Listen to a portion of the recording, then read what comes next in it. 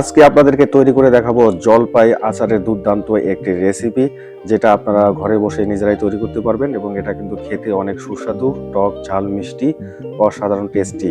দেখতে পাচ্ছেন কত সুন্দর কালার। তো চলুন ভিডিওটা শুরু করা যাক বন্ধুরা। ভিডিওর শুরুতেই আমাদেরকে ফ্রেশ দেখে জলপাই নিতে হবে এবং সেই জলপাইগুলোতে ভালো জল দিয়ে পরিষ্কার করে নিতে হবে। দেখতেই পাচ্ছেন আমার জল দিয়ে পরিষ্কার করা শেষ এবং আগে থেকে এগুলোকে আমি কেটে নিয়েছি। এখন কড়াইয়ের মধ্যে তেল দিয়ে দেব। তেলটা হালকা গরম করে নেব। গরম করে নেওয়ার পরে এর মধ্যে মরিচ দিব এবং পাঁচফোড়ন দিব। দেওয়ার পরে একটু নাড়াচাড়া দিলাম। এখন পরিষ্কার জলপাইগুলা কড়াইয়ের মধ্যে এক এক করে সব দিয়ে দিব। দেখেন আমার জলপাই সবগুলো দেওয়া হয়ে গেছে। এখন একটু আবারও নাড়াচাড়া দিয়ে নেব। তারপরে এর মধ্যে দেব এখন হলুদ, সাদা লবণ, এরপরে মিক্স করব মরিচের গুঁড়া, তারপরে দিব একটু বিট লবণ স্বাদ বাড়ানোর জন্য। সব কিছু দেওয়ার পরে আবারও ভালো করে মিক্স করে নেব। মিক্স করে নেওয়ার পরে পরিমাণ মতো দিব চিনি। চাইলে আপনারা গুড় ব্যবহার করতে পারেন। সো আমার কাছে চিনি আছে তাই আমি চিনি ব্যবহার করছি। এবং সব কিছু দেওয়ার পরে আবারও ভালো করে মিক্স করে নেব।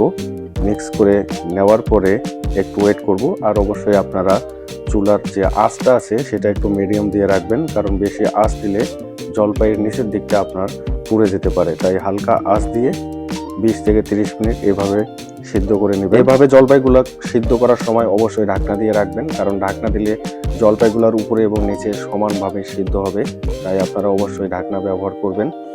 আর এভাবে মিডিয়াম আঁচ দিয়ে ওয়েট করবেন যতক্ষণ পর্যন্ত জলপাইগুলো সিদ্ধ না হয়। সো দেখতে পাচ্ছেন বন্ধুরা, মোটামুটি প্রায় সিদ্ধ হওয়ার মতো হয়ে গেছে। হয়তো আর একটু পরেই ফুল কমপ্লিট হয়ে যাবে। জলপাই সিদ্ধ করা প্রায় কমপ্লিট হয়ে গেছে। এখন আমি এর মধ্যে মশলা দিলাম। মশলা দেওয়ার পরে সুন্দরভাবে ঢাকনা দিয়ে ঢেকে দিব। দেওয়ার পরে জাস্ট আর একটু সময় ওয়েট করব। এতে করে জলপাইয়ের মশলা দেওয়ার ফলে এর যে ফ্লেভারটা আছে সেটা আরও খুব ভালো লাগবে এবং খাওয়ার জন্য আপনাদের স্বাদও বাড়বে। তো দেখেন আমার রেসিপি কমপ্লিট হয়ে গেছে। এখন দেখেন জলপাইগুলো দেখতে কত সুন্দর লাগতেছে। তো এভাবে আপনারা ঘরে বসে জলপাইয়ের আচার তৈরি করতে পারবেন বন্ধুরা। ফুল কমপ্লিট হয়ে গেছে। এখন আমি এই আচারগুলোকে নামিয়ে নেব। নেওয়ার পরে খেয়ে আপনাদেরকে টেস্ট রিভিউ দেবো আসলে রান্নাটি কেমন হয়েছে। সো আপনারা কালার দেখতে পাচ্ছেন কত সুন্দর কালার চলে এসেছে, দেখেই জিভে জল আসতেছে বন্ধুরা।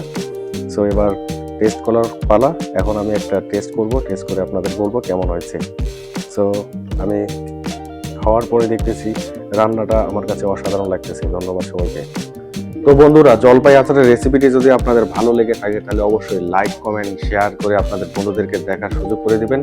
আর এরকম নতুন নতুন ভিডিও পেতে চাইলে অবশ্যই আমাদের সাথে থাকবেন। ফেসবুক থেকে দেখলে অবশ্যই ফলো করবেন এবং ইউটিউব থেকে যদি আপনি এই ভিডিওটি দেখে থাকেন তাহলে অবশ্যই সাবস্ক্রাইব করবেন। তো সবাইকে ধন্যবাদ। আবারও দেখা হবে নতুন কোনো ভিডিওতে।